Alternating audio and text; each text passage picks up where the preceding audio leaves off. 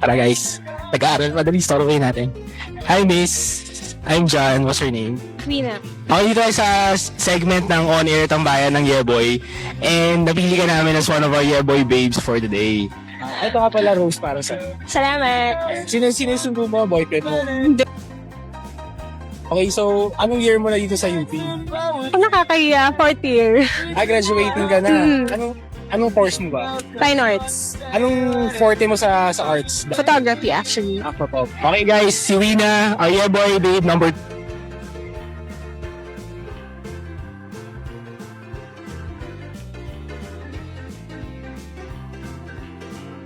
Guys, inako po.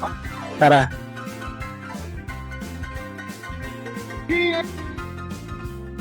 Miss, excuse me, I'm John. What's your name? Kriska.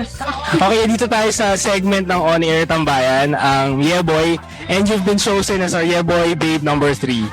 So, Kriska, anong course mo dito sa UP?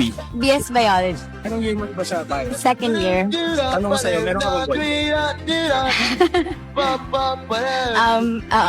Bago pa lang, 2 months. Ano ba yung ginawa ng boyfriend mo? Oh my gosh, kinakabato. Wala kasi we've been friends for so long na. Okay. Yan. Kriska, that's Kriska, our Yeboy babe number 3. Check magnet. Check magnet. Check magnet. Check magnet. At dyan na naman po nagtatapos ang ating Yeboy segment for tonight. Abangan nyo sa susunod na linggo kung saan maghahatid pa kami ng mas madami pang Yeboy para sa inyo. This is John, back to you JM.